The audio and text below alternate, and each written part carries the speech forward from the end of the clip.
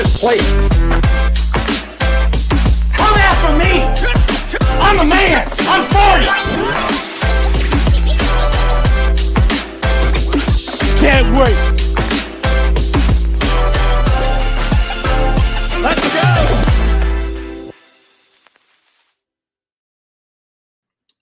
Good morning and welcome. It is Coffee and Sports. It is the morning show powered by Sports Empire Network.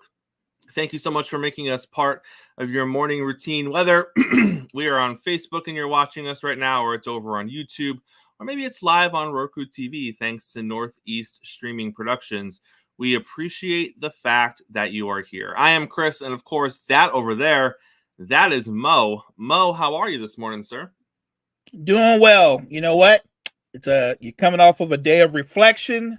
So hey, all I can say is now you're at the point where you start thinking about what about next year? What can you do next year?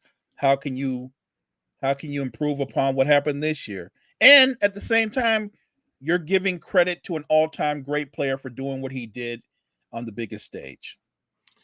Mo, sometimes in life they say, be careful what you wish for because you just might get it. And yesterday here on the morning show, I wished that people would discuss what took place with Travis Kelce and Andy Reid during the Super Bowl, because I felt that it required more attention than it was initially getting in the wake of the Super Bowl and the morning after the Super Bowl. And Mo, I should have heeded my own advice because I got what I wished for. You did. Just not the way that I wished for it.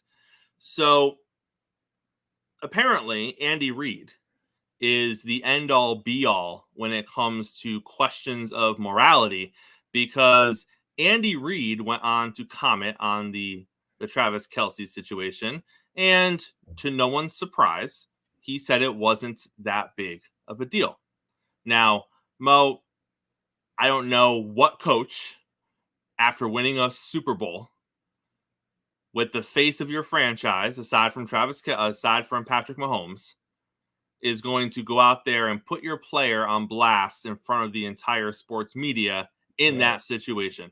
No coach is going to do that. Now, I could be completely wrong. Maybe Andy Reid really had no issue with it. Maybe he views it as this is Travis keeping him young. I don't know. And to be honest, Mo, I don't care how Andy Reid feels about it, because I'm not here to change Andy Reid's mind. If you feel that was okay, that is you. You are allowed to feel however you want to feel as a head coach in that situation. He is your player. He is on your team. You run your team however you would like. In fact, part of me expects you to say it's okay, because you're going to protect your player. A good coach protects their players. So given Travis Kelce's track record with Andy Reid, it doesn't surprise me that Andy Reid would say that, even if his facial expression didn't lie, because you cannot lie in the moment. He was surprised. He was confused. He didn't know what was going on in the moment. But if he wants to say afterwards, Mo, that he feels perfectly okay, I am fine with that. What I am not fine with is this new narrative that is now created, that just because Andy Reid is not upset with Travis Kelce, it magically makes everything that took place okay. But yeah, at the same time, though, people want to say things like, well, I don't support what Travis did. He shouldn't have done that. But Andy's okay with it. And if Andy's okay with it, why shouldn't I be okay with it? Again, Andy Reid is not the moral compass of the world. Andy Reid is the moral compass of himself, Mo. If Andy Reid wants to be okay with it, fine. Let him be okay with it. But do not sit here and tell me I don't support what Travis did. But if Andy's okay with it, then I got to be okay with it too. You 100% do not. Because at the end of the day, Mo, there's three things happening here. And they're all very, very different. One, I don't care how Andy Reid feels about it. That's his own opinion. We can move on from that. Two, I think most people will agree Travis Kelce should not have done that. We can probably move on from that as well. Three is the one that no one's actually talking about, and is the one that I said people should be talking about yesterday, and then people got confused, and they're not actually talking about it today. If it wasn't Travis Kelce, it would be a bigger issue. And that's the one thing that nobody seems to want to talk about yesterday or today. Mo, what if it was Kadarius Toney? What if Kadarius Toney was playing in the Super Bowl and he went up and he did the exact same thing to his head coach? We would damn sure be talking about the next morning. Kadarius Toney, the guy who's had a terrible season, the guy who can't catch a football, the guy who thinks that he is a number one receiver, the guy who, after saying leading into the Super Bowl that he is a number one option, which, by the way, we said he probably should have said that. But after the season that he had, those comments that he made, you then fast forward to the Super Bowl and he's body checking Coach Reid. Oh, Mo, that would be a much, much different story than what's happening with Travis Kelce. And I see all these people coming out, Mo, all these people using their science. Science was brought into this, Mo. Conversations like, do you understand what happens in the human body during stressful situations like that? The amount of testosterone that is flowing through him, the amount of cortisol that is flowing through him. Mo, I say to that, then why do we punish the 15-year-old who throws a punch during a football game? Doesn't he have more testosterone and hormones flowing through his body? He's going through goddamn puberty. Doesn't he have more going on chemically than a grown man does? Correct. Hear him blame hormones and chemical imbalance going on in someone's body. What is a 15 or a 16-year-old who's playing in a state championship for the first time ever? Their first chance to win something athletically. What kind of stress is that, Mo? The kid who has the rough home life at home. Oh, but Travis was playing in front of his girlfriend, Mo. I'm sorry. Do players now play in front of their wives and children every time they take the field? Right, I heard that one too. But it's Taylor Swift, Chris. Oh, I'm sorry. Now Taylor Swift, because that's his girlfriend, she's more important than someone's wife? Their relationship is more important than someone else's relationship? Mo, it's ridiculous what I heard yesterday. It's insane the lengths we are going to just not have the real conversation, which is, if it was a black player, it would have been different. Just say it. You don't have to agree with it. You don't have to sit here and say that, and get into the different layers. Just acknowledge what it was. If it was Stephon Diggs, it would have been different. If it was Kadarius Toney, it would have been different. If it was A.J. Brown, it would have been different. You don't have to acknowledge why it would have been different. But just be honest with yourself and say, it's different because it was Travis Kelce. And if you can acknowledge that and you don't want to get further into it, fine. So be it. Maybe you don't want to have that conversation. But Mo, the number of people yesterday who couldn't even acknowledge that it was an issue, who couldn't even open the door to have a conversation of if it was any other player besides Travis Kelce, it would have been an issue. And then you want to bring science into it, and you want to bring Taylor Swift into it, and you want to bring the stress of the moment into it. Mo, I got what I asked for.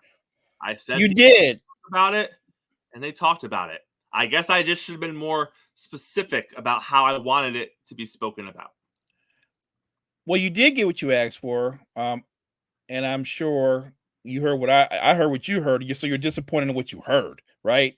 The excuses became endless, and I think you, JG, and I, we started off with, no, the elephant in the room is, what if it had been Kadarius Toney? What if it had been Sean Jones? I don't know. I was thinking that excuse about stress and what the human body goes through. I'm like, if you're talking about stress and frustration, then several Niners players would have bum rushed Kyle Shanahan and ran him over, right? I'm just saying, if you're talking about stress and frustration, Kyle Shanahan would have got ran over. He'd been stampeded over. After that 3rd and 4, why was Kyle Shanahan still standing? Right. I think Brock Purdy would have ran him over. Come on. Don't do that. It's okay to tackle. I don't even think it's a tough issue. It's an obvious issue. And this is not even about, well, Travis Kelce's a bad. No, I'm not saying Travis Kelce's a bad guy. He had a bad moment. And it was a bad moment. You can acknowledge that, but don't give me well, he was mad because he didn't get the football. He'd only had one target, one catch up to that. I get all that. And that still doesn't make that right in that moment. And the way everybody kind of talked past it, or like I think I heard a couple of guys on different networks saying like, oh, I've yelled at my coach several times. We've gone back and forth, and I let him know how I felt, and he let me know how he felt. And I'm like, right, but you didn't almost run through your coach, right? You didn't almost run through him. And they were doing the comparison. I think Keyshawn Johnson said I yelled at Parcells, and he yelled at me, right? But you didn't really like make contact with him, right? You didn't like almost run through him, because if you know Parcells, Keyshawn wouldn't have played the rest of the game. Maybe not for several games. And he would have put you on your ass. Right. If you tried to body up Parcells back in the day, he would have swung at you. Now, it may not have gone well for him, but he would have swung at you. He would have took a swipe. No question. Right. And like you said, to your point, what if it had been Kadarius Toney? What if it had been Pacheco?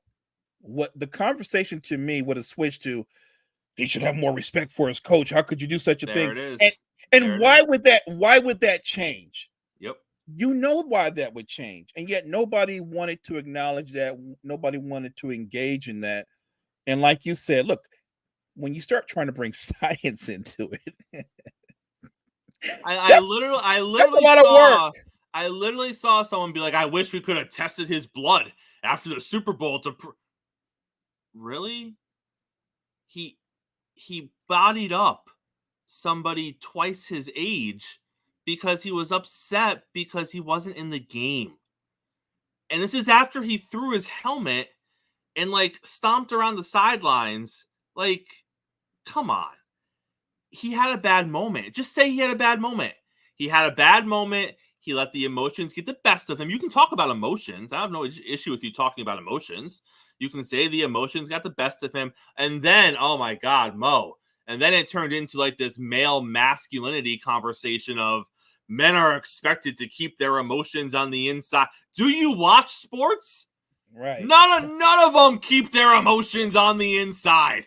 Not a single damn one of them. No one expects men in the NFL or the NBA or any other major league sport to keep their emotions on the inside. He had a bad moment. Let him be accountable for it, and then we move on. But the fact that it turned into this tour of apologies for why he had a bad moment and how anybody in that situation would have had the same exact moment and would be treated the same as... Stop it, Mo. They need to stop it. I think you started off with because Andy Reid said he was okay with it. It opened the whole door. Right. But to be fair, you also pointed out the most obvious thing. Andy Reid is a good coach. Yep. And he's not going to throw his player under the... He's not going to do that. He's a good coach. But I don't care. This is what I'll say. Anybody that doesn't believe that at some point Andy Reid and Travis Kelce didn't have a private conversation... Oh, mistaken. Right. That we weren't privy to, then you don't live in reality. They absolutely had that conversation. Trust me on that. But Andy Reid is a good coach. And like you said, because Andy said he's okay with it, it makes it okay. It wasn't an okay moment. And it was a bad moment. It was a bad look all the way around. Like you said, Andy Reid is accountable to himself. What I'm wondering is, though, no one seemed to have made Travis Kelce accountable for his actions. We've moved on because in the bigger picture, the Kansas City Chiefs won the football game. Right. And well, they deserve to be celebrated and talk about how they've got their dynasty. And so we've glossed over that. I've heard people come out over and over. You don't understand the heat of the battle, the frustration a player goes through, especially when he knows that he's the number one option and he's not getting the football and he's wondering what's going on. And I'm like, I understand all that. What I don't understand is why is he touching him? Why is he making contact with him? You can tell me all those things. Matter of fact, when you threw your helmet, if you were still that angry, go pick up the helmet, throw it again. Like, you engage with your helmet. But the idea that you had to run up on the coach And then guys are like, yeah, but he didn't grab him and he did control himself. No, he didn't control himself. A teammate came. A teammate started pulling him away. He was still wired. He was still wound up. So let's not act like he got his composure together. Someone had to get between him and Andy Reid and pull them apart. Andy Reid was still staggered. He had no idea what was going on. So the excuses are endless, but they're also kind of embarrassing. It's also funny, Mo, because let's expound this conversation. Is football the only stressful job out there?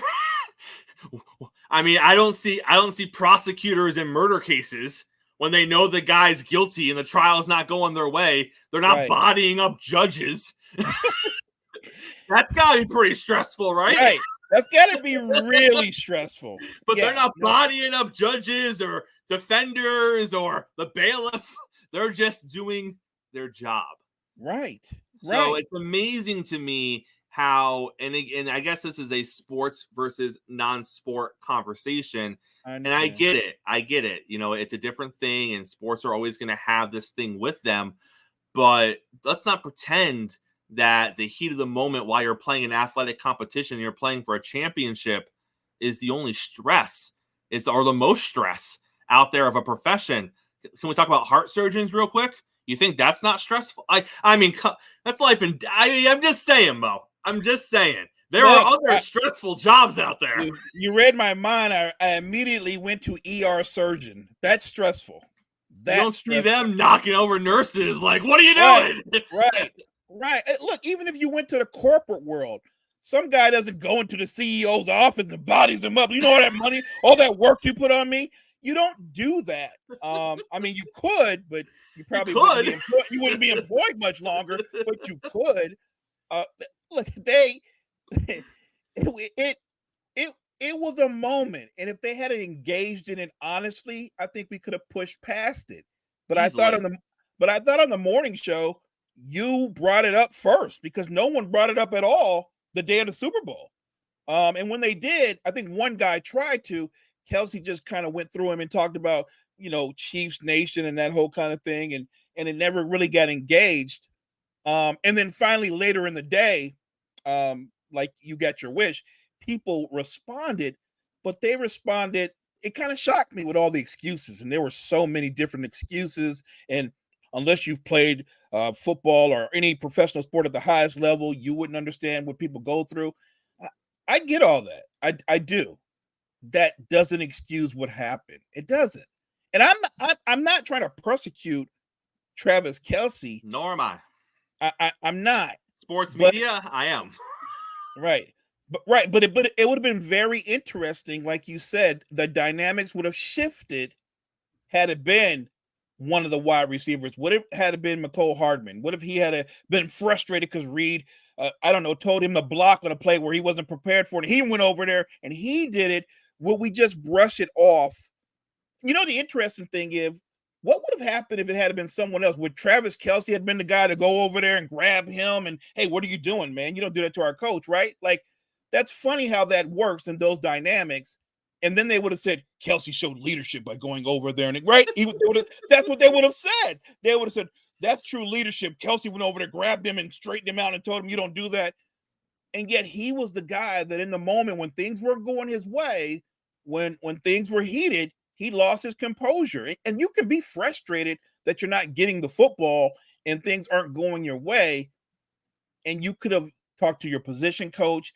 You could have yelled to Patrick Mahomes, what the hell's Andy doing? What is he calling? You could have came to Andy and yelled at him. But I thought that he made contact with him first. And then whatever he said he had to say. But I just thought he crossed the line and that nobody wanted to engage in following the game. Shout out to our chats. We got Cottrell in the chats this morning. Appreciate you, Cottrell. Cottrell says, but those are not physical professions. I agree. Being a lawyer is not a physical profession, but I would also argue that being a head coach in the National Football League is not a physical profession. Sure, you coach players who are meant to be physical, but the head coaches aren't. That's not physical. It's you not don't expect your players to body you up. Right. Just saying. If you're gonna get bodied up, then maybe you should suit up, right? If Andy Reid could anticipate he was gonna get boat raced on the sidelines, then maybe he should have had some pads and a helmet on, right? We got JG coming on the show in a little bit. Before we get there, though, Mo, I want to preface this next conversation by saying the following. I honestly don't care about comeback player of the year. Now what I'm about to get into, you're going to leave this conversation being like, man, Chris really cares about comeback player. No, I really don't, okay? I really don't. But I have a point to prove. But I want you to understand that I really don't care about comeback player of the year. That being said, all right, obviously we know comeback player of the year went to Joe Flacco. I have no issue with that. We thought it might go to DeMar Hamlin. He wasn't that far behind in second. Third place went to Baker Mayfield, okay? They were all fairly close to each other. They all had a fair stake for comeback player of the year. Question, though, Mo, where was Tua? Where was Tua Tagovailoa? And here is what I want to talk about. Here's why I want to talk about Tua. And again, as a Dolphin fan, I want you to know I don't care about comeback player of the year. But let's go back a season, okay?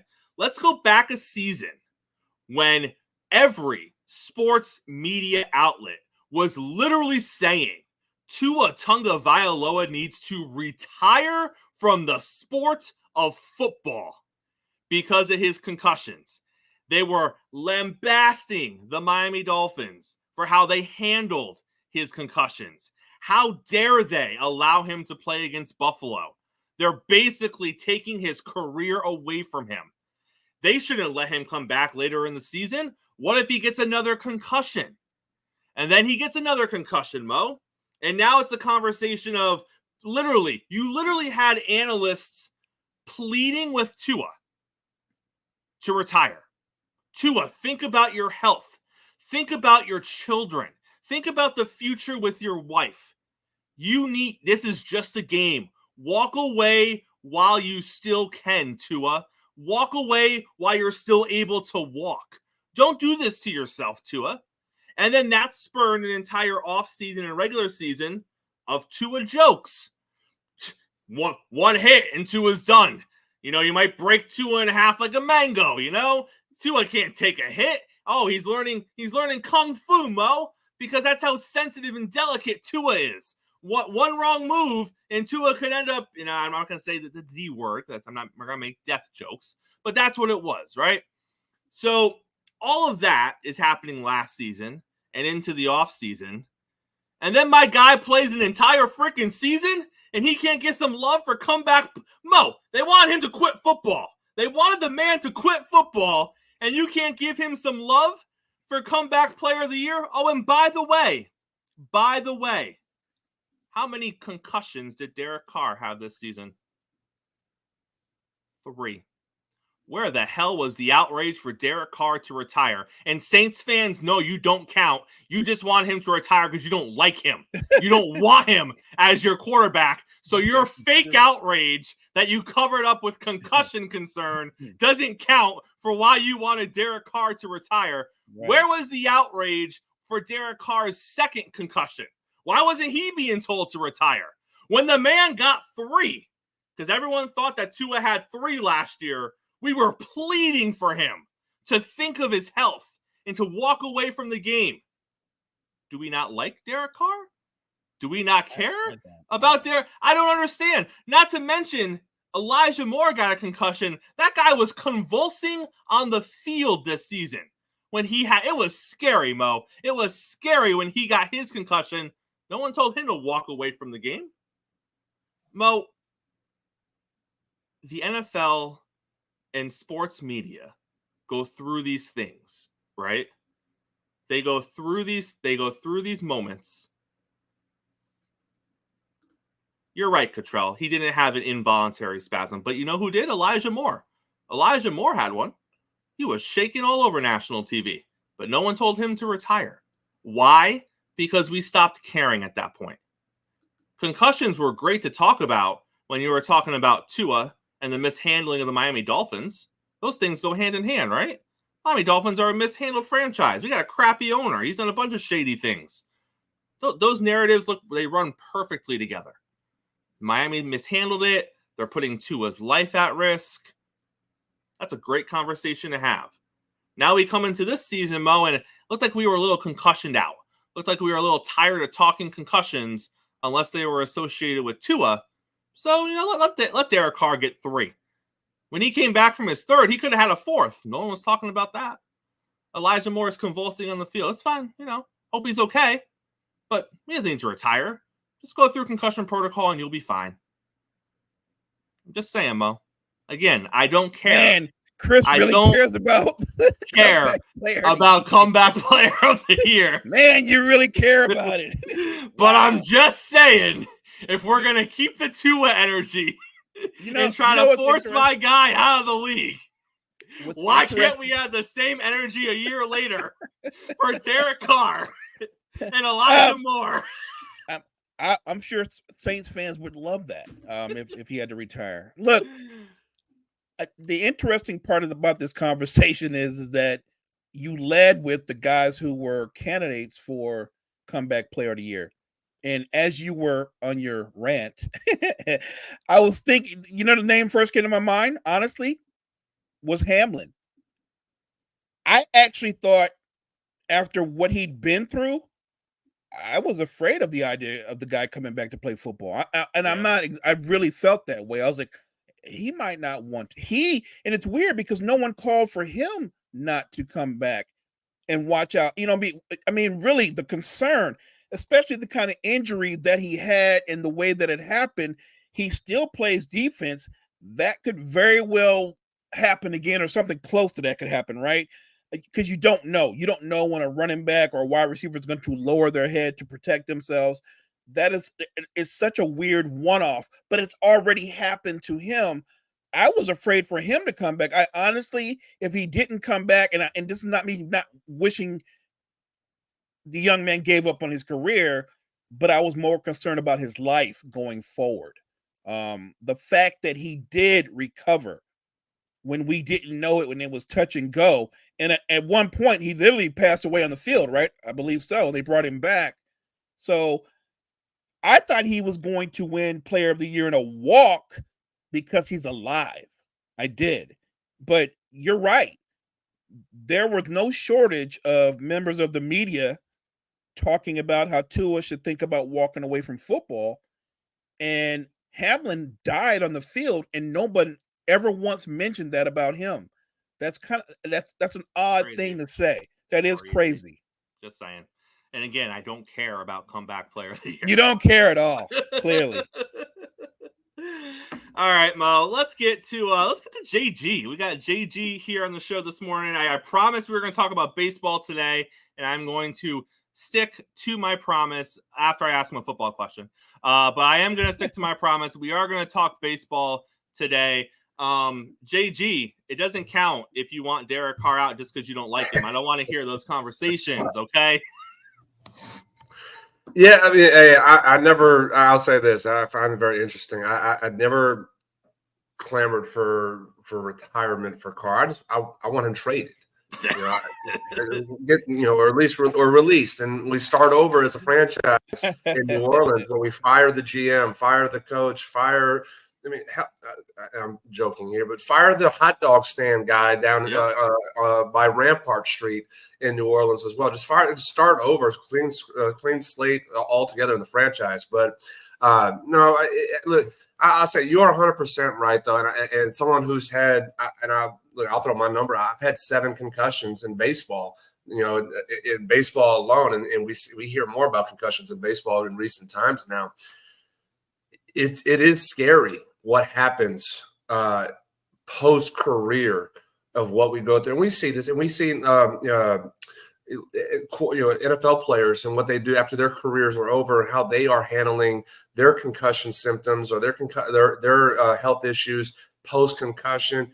It's really frightening as you continue to live your life. And I'm only 33 years old, and I'm suffering different symptoms that I still deal with from my concussions. And I played in the era where the protocol wasn't as strenuous as it is today. All I had to do was, hey, do you have a headache? No, I don't have a headache. All right, you can go back and play. And even though I'll be honest, 5 of my concussions I played through symptoms of. I lied. I lied because it was that easy to do.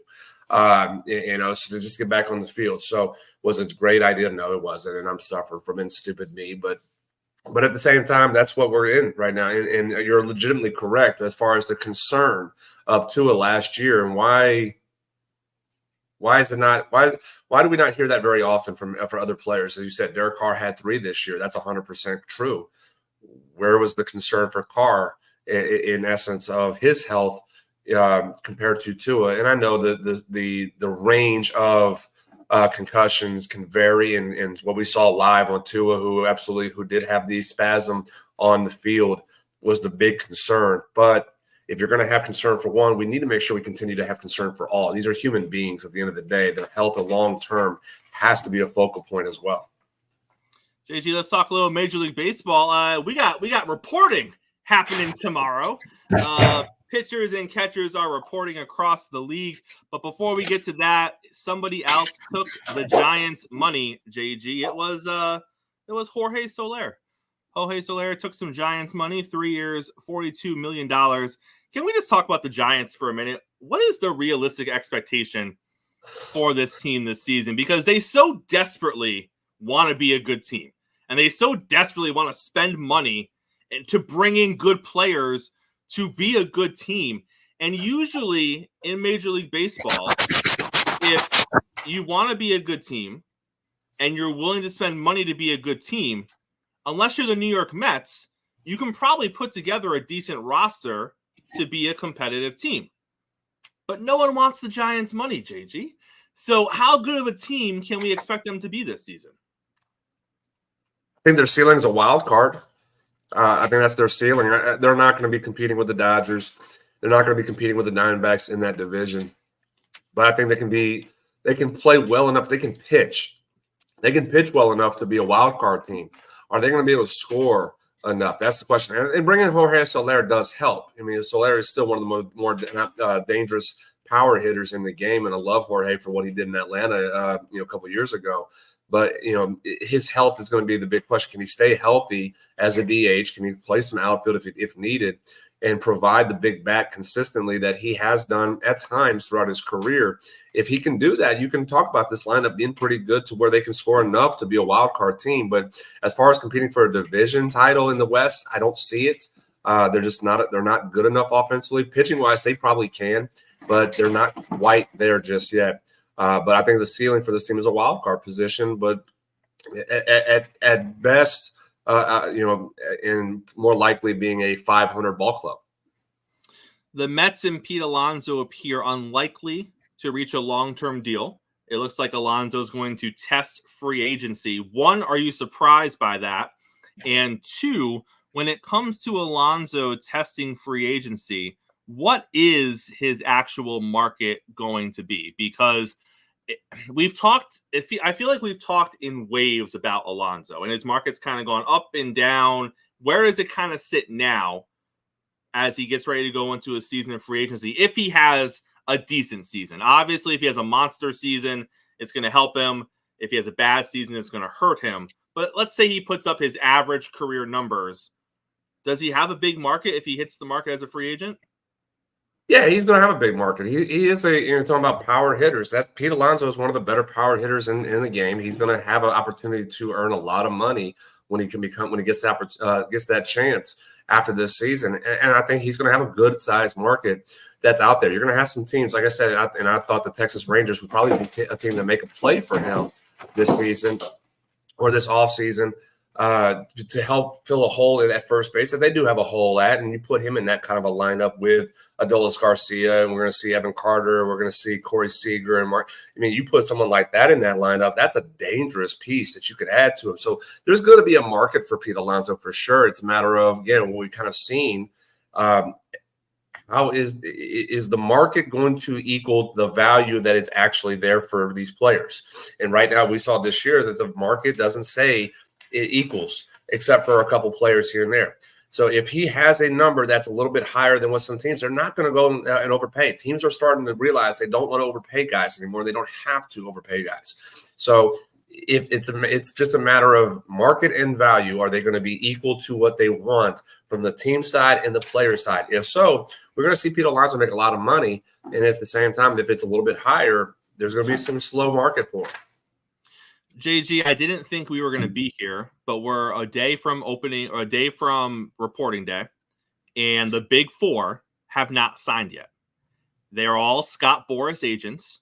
We know that Scott Boras is in no rush to let his people sign. He will wait until he thinks they get what they are worth, even if the rest of the league clearly does not think they are worth that. And we have Cody Bellinger, probably the best outfielder that was on the open market this free agency. We have Matt Chapman, one of the best infielders that was on the open market. We have the reigning Cy Young winner in Blake Snell. And then we have Jordan Montgomery, who is a pretty solid middle-of-the-rotation starter. And none of them appear ready to sign anywhere in the near future, with the exception of Montgomery, who said he wants to be in Texas. So I guess if Texas just gives him what he wants, he'll go there.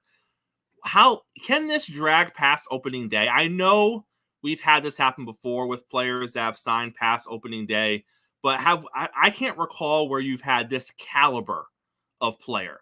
I mean, look at the season that Bellinger is coming off of, the Cy Young season that Snell is coming off of. It's one thing to have some players, middle-of-the-road players, linger in and sign after opening day, which I still think is, kind of ridiculous, but it is what it is, especially if there's no injuries involved. But you're looking at potential top-tier pieces for teams, and you're saying, well, I wonder if they'll sign after opening day. At what point, JG, does a team just say, we got what we got? Because if a team, I guess what I'm trying to get at here is, does the player have more leverage if we get past opening day? Because once you get past opening day, now you're looking at potential injuries at the start of the season. Now you're looking at slow starts once the season starts. And, if a team gets off to a 5-11 start and Blake Snell's like, need some starting pitching? You need an ace or something? I got you. And now teams might be in panic mode. So I almost feel like if we get to opening day, doesn't some momentum swing back to the player side? Because now you're taking into consideration injuries and slow starts. And now we don't have that right now. Now we just have what you said. Get in here, get in camp, get yourself ready for the season. We're going to pay you what we think you're worth. If you don't want it, then it is what it is. Once the season starts, I feel like the players are going to be like, hey, now you need something. In theory, what you're saying is correct, but no, but in reality, no, the player does not. Once we get to this point, the player loses leverage. And you're right. Injuries can occur to help. But at the same time, if you're talking about Blake Snell, who wants a long-term contract, at this point, he's not going to get it. It's going to be a one-year deal. Same thing with at this point. I mean, there's still time into spring training to get that long-term deal. If a team is just like, you know what, hey, yeah, we want you here, but that's not the case right now. If a team wanted them, if the team wanted Cody Bellinger, they would have already offered the long-term deal that was similar or somewhat close to what he was wanting. And they're still far apart in that. So at this point, you call Bellinger, you call Snell, you call Montgomery, say, hey, we're going to offer you a one-year deal. For Snell, $28 million for one year, and come pitch, do what you need to do, put your numbers up. Next year, you're doing this all over again. Cody Bellinger, same thing. You want 1 year, $24 million. Come put your numbers up, and then next year you're going to do this all over again. And hopefully, you get the contract that you want. But as far as the long-term deals, that part is basically done now. If a team wanted them for long-term, it would have already happened by now. And like I said, they would have been able to negotiate a point to be somewhat relatively close to each other. Again, everybody has the start point of negotiations where the player has a higher number, the team has a lower number, they find a way in the middle. Well, they haven't done that. And it's not a surprise, as you stated at the beginning of the question, that these are Scott Boras clients. Teams don't like Scott Boras. They don't like dealing with him because he's a headache and a half. He's no different than Drew Rosenhaus in the NFL. Teams despised Drew Rosenhaus in the NFL, and they absolutely despise Scott Boras because they know it's going to be a battle back and forth. And so teams are almost in a way saying, no, you're not going to win this anymore, Scott. You're not going to win this this negotiation. You're going to have to really come down a little bit more to get to where we want to have this be a fair deal for both sides. And so that's what it's going to be. So at this point, I don't see Snell getting the long-term deal he wants. I don't see Bellinger getting the long-term deal he wants. The only one of the group that I can see getting a decent-sized deal, not a long-term, but a decent, is Montgomery, because he wants to be in Texas. And there's, Rangers do want him. It's just a matter of making sure that the finances do work for both sides. And if they can come close to it, you can see a 3 or 4 year deal for Jordan Montgomery to sign. But as far as a 5+ year deal, those are done right now, because we're about, as I said, we're 24 hours away from spring training starting up. We're a little over a month away or a little bit over a month away from the season starting. You're not getting a 5, 6, 7 year deal at this point now. JG, does this set a ripple effect for next season? Because let's say they do what you just said. They wait, and in a couple weeks they all sign 1 year deals, and they're going to go do this whole free agency thing again next season. When you have different free agents come up, and I'm not going to put Soto's name into this because I think he might be an exception to the rule because of his age and his talent and all of that. But if you look outside of somebody like Soto, do you have other guys that are going to look at this and be like, damn, they're going to give us a number. They're going to stick to that number. If I can't find somebody who actually wants to pay me what I want, I'm not going to get paid that. I need to just kind of strike while the iron is hot, while I have a few deals on the table, leverage the best one possible and take that, because you're looking at 4 players that we thought were going to be top of the market players. They were going to get top of the market money, and they were going to sign, relatively quickly as big pieces to new teams. And that hasn't been the case. They're still out there. So how does that impact free agency going into next season for other players who are watching this unfold? It does. It does factor in for next year, and how these players are going to look at their value. And like I said to you guys before, I mean, being a former minor leaguer, I'm pro player. I want players to make their money. At the same time, again, at the end of the day, that you have these teams sitting there saying, we have a budget that we're sticking to, and we're going to make sure we stay within that budget. Is it fair? To each their own. But that's the market. That's capitalism at its finest, and how they handle this. So, I mean, if a player needs to be able to find a way to market themselves to get to their value and equal their value, then they need to do so. I think right now we've seen too many times over the years value of players go too high. And again, I'm speaking as a non-bias in that the value of players has gone too high. The only one who's the exception to that rule is Shohei Ohtani, because the Dodgers are going to make the $700 million. They're going to make more than that on top of his deal. And because they're not paying him fully of what the contract is until 10 years from now. So again, it makes total sense on the value of that. But everybody else, Soto will be the exception for next year, because he is 25 years old. He'll be 26 going into next season. So he's in the midst of the prime. The biggest one I'll say will be Pete Alonso. And when you're asking about Pete a second ago, because he'll be 30 years old going into next season. Where does the line for him? If we talk about Pete Alonso dealing with the same thing that Cody Bellinger is doing right now, then yes, there is your answer that this is going to be a trend for a while, that teams are not going to balk on player values being so high. They're going to basically tell these players, come back down to earth from what you're asking. We can negotiate and get into the middle ground, but we're not overpaying anymore. We don't need to overpay you guys anymore. And at the same time, the teams are going to pocket a lot of that extra money that they're going to save on it. So that will be the precedent. It would be, we're seeing the test right now. Next year, if it continues, Pete Alonso will be the guy who really tells us yes or no, because he'll be 30 years old at that point, that these contracts are no longer going to be that inflated. They're going to be able to come back down, and the teams are going to take advantage of that situation. JG, always a pleasure. We will see you on Thursday. As always, guys, I appreciate it. Happy Mardi Gras to you guys as well. Happy Mardi Gras. Same to you.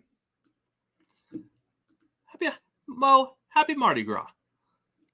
Same to you, buddy. And for everybody out there listening, he does not care about comeback. I don't care about comeback player of the year. Okay, it's not a thing. It's not a thing. It's already in the comments. They really think I care about comeback player of the year. I don't care. I don't care about comeback player of the year. Mo, we got a couple more things Super Bowl related to talk about. First off, let's talk about the Nickelodeon broadcast. This was genius.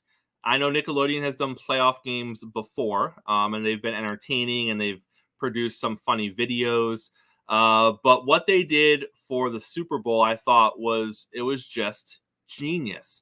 I saw some viral clips of Dora the Explorer explaining the penalties. So every time there was a penalty, Dora and Boots would pop up on the screen and they would like do a little song about what the penalty meant and how many yards the penalty was.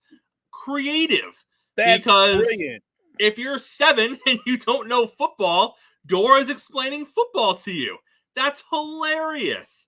They had different characters. They were doing this thing where they were, because obviously the broadcast is the same. It's the exact same broadcast as the broadcast that you and I watched. They just put a Nickelodeon spin on it. So they're putting like pirate hats on players on the sidelines, and they're putting eye patches on people, and they got all the character. It was fun.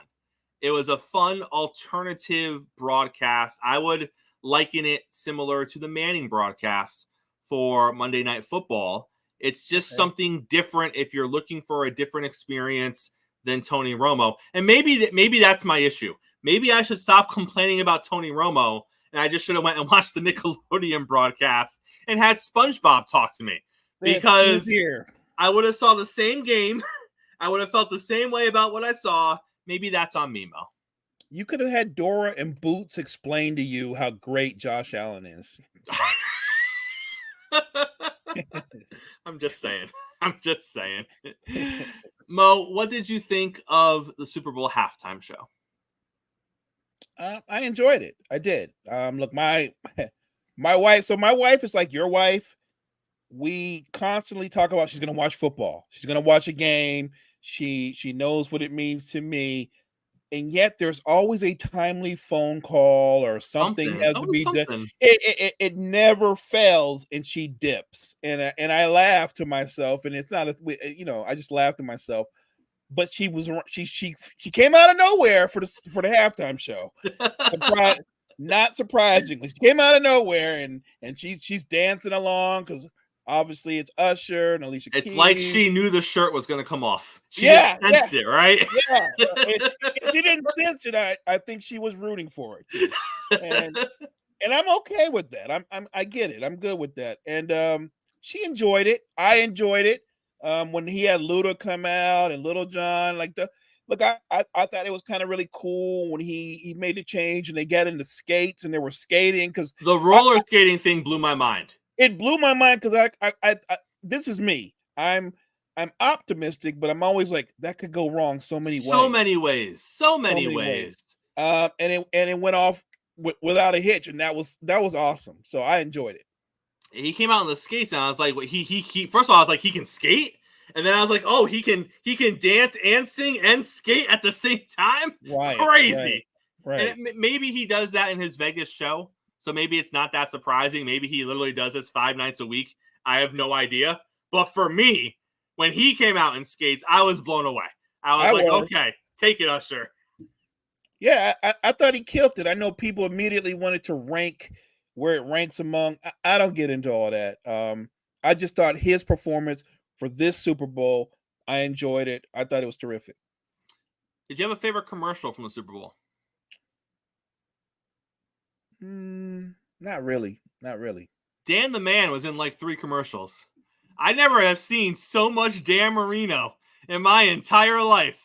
I loved it. Brady was in a bunch of commercials. The funny part was the Marino thing was a friend of mine texted me during the Super Bowl, and he's like, last time I saw Marino at a Super Bowl, it was the ISO Turner commercial. Remember those? Yep. And I was like, that was a minute ago, right? That was a minute. Tua got a Super Bowl commercial with Hey Arnold. I was like, now they got Tua. I thought it was great that it was very diverse. All the commercials, you got a little bit of everything, every age group. They even some older stars popped up in commercials. If you're a Beyonce fan, she was in a couple commercials. It was, I didn't have a favorite one, but I enjoyed all of them. Gonna get comeback player of the year, but you can get a Super Bowl commercial. It is what it is. Hey, you know what though? That Super Bowl commercial in front of millions and millions of fans. And look, I'm sure that Tua just added some more fans to his own fan list, so he's good. I guess. Mo, I have an issue with this, and I'm curious what your take on it is going to be. So, obviously, yesterday and in the fallout of the Super Bowl, we're going to talk a lot about the overtime. And Kyle Shanahan was asked a few times, why did you take the ball? Why didn't you give the ball to Mahomes first? Then you would know what you had to do. And I actually liked his answer. His answer was, we wanted the ball third, because I was confident if we went to overtime, we would go score a touchdown. And then if they came down and scored a touchdown on our defense, we got the ball next with a chance to win the game. And I wanted to be the first one to have the ball with a chance to win the game. That was a well thought out answer, Mo. I liked that response.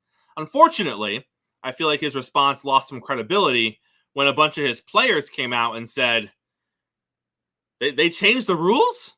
The rules are different in overtime? Yeah. Juszczyk didn't know the rules. Defensive players didn't know the rules. And then you look at the other side, Mo, because, of course, if you're going to ask one side, you're going to find out from the other side as well. Not only did the Kansas City Chiefs know the rules, Mo, defensive players knew what the offense was going to do in specific situations in overtime, because that's how much it was talked about. Chris Jones knew if it went to overtime and the Niners scored a touchdown first and they scored a touchdown second, he knew they were going for two. He knew what the offensive play was in that specific situation. Mo, he don't play offense. He wasn't going to be on the field for that play, but he knew it.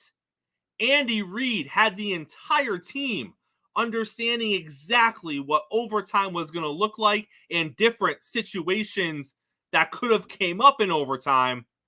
And then you have 49ers players who didn't even know the overtime rules. I don't want to sit here and bag on Kyle Shanahan this morning, but god damn, Mo. Like, if that is not an example of Andy Reid being an elite head coach and Kyle Shanahan just being good, I don't know how else to look at it, because it is an elite head coaching job when your defensive unit knows everything the offense could do in certain overtime situations. And then the other team's like, well, we didn't really talk about it. We didn't really. Right. Really? You didn't talk about it. Right. That's crazy. When you have defensive players who are like, well, I figured out the rules were different because there was a timeout and I was looking at the big screen. They put the rules up there and I was like, oh, shoot, those are different rules. Right.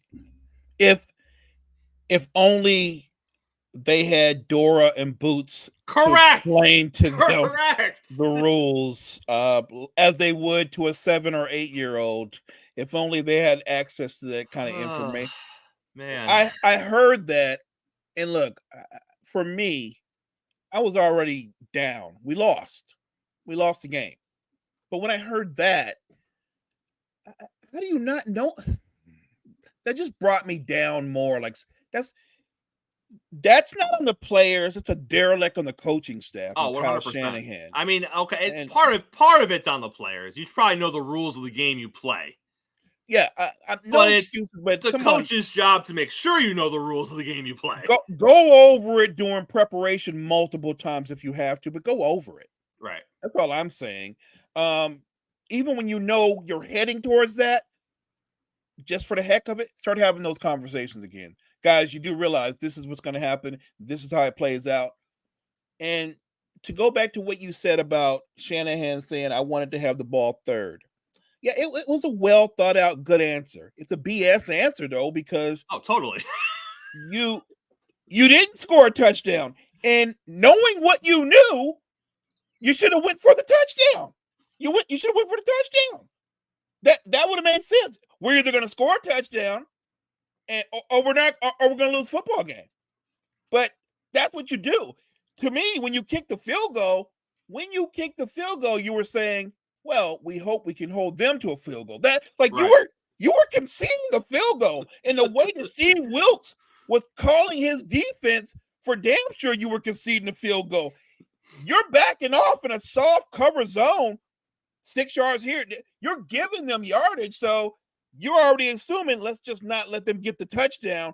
So I didn't understand your strategy because you knew you needed to score a touchdown. Not touchdown is optional. No, you needed to score a touchdown, and you kicked the field goal. I don't care what the analytics say. Common sense says you knew at a minimum Mahomes was getting 3 at a minimum. And the way you play defense, well, they ended up getting everything. Well, we talked about the Taylor Swift effect going into the Super Bowl. Coming out of the Super Bowl, we can actually make that more tangible. Last season, the Kansas City Chiefs and the Philadelphia Eagles broke the record for the most watched Super Bowl of all time, 115.1 million viewers. This year, the Niners and the Chiefs break that record again, and they don't just break it by a little bit, Mo. It was 123.4 million viewers tuned in to watch the Kansas City Chiefs win back-to-back Super Bowls, nearly a 10 million viewer swing. And I'm not going to say that's all Taylor Swift, but that is clearly a big part of the Taylor Swift effect. And it was something that Roger Goodell alluded to coming into the Super Bowl. He said that he thought more eyes than ever were going to be on the Super Bowl this year, and part of that was because of Taylor Swift. And the numbers clearly show that is the case. Obviously, if we look at the numbers next year, and if Kansas City is not in the Super Bowl, it'll be interesting to see where those numbers kind of fall. But you can't argue with what the numbers are, Mo. Before we get out of here today, I do want to pivot a little bit to some NBA. The Golden State Warriors have won 5 games in a row, Mo. They've won 5 in a row. They've won 7 out of 8. They have moved up to the 10th spot in the Western Conference. They are half a game behind the 9th place Los Angeles Lakers. I know they're getting a little excited in Golden State that they can make the playoffs, because it was only a couple weeks ago they were 5 or 6 games under 500, and it looked like playoffs are not going to be in the conversation. Mo, 60 seconds to close this out. Can the Warriors be a play-in team? Do they have that in them this season? I know that's not what we're used to talking about with the Warriors, but they've been putting it together the past couple weeks. They can. I'll go a step further. I think they can be a playoff team. I think as they're ascending, there's a couple of teams that are descending near them. And look, to be fair, Draymond Green, who actually has a very high basketball IQ, pointed this out. In his absence, Jonathan Kuminga has stepped up. He has played well. He has established himself as a legitimate second option offensively. Andrew Wiggins has started to come around. Klay Thompson has been more solid. Right now, if I'm just going off of momentum and how they've played, I don't think they're just a play-in team. I think they're going to make the playoffs outright. Mo, great show here on a Tuesday. Close us out, sir. Thank you so much for everybody in the chat. We appreciate your support. Thanks for everybody that's listening to Chris and I live. Check out all the great content we have for you on Sports Empire Network. Check out the Empire. Remember, I do not care about NFL Comeback Player of the Year. Make sure you are here tomorrow morning. We'll have Gene here from Wire to Wire. Will be here with us to talk about NBA. We'll get his stance on the Warriors and so much more. All of that's happening tomorrow morning. Coffee and Sports. It's the morning show powered by Sports Empire Network, and we will see you tomorrow morning. I mean, you can see right now, without LeBron, Lakers are struggling. Let me tell you about a team I hate, all right? I know the Dallas Cowboy fan is here, so I had to make sure he knew how much I hate this team. I'm ready. I've often said that the people who run baseball, they try very hard to ruin it. I'm from Brooklyn. I don't have a problem saying it to his face. Oh, I'm from Brooklyn. Hey, you guys any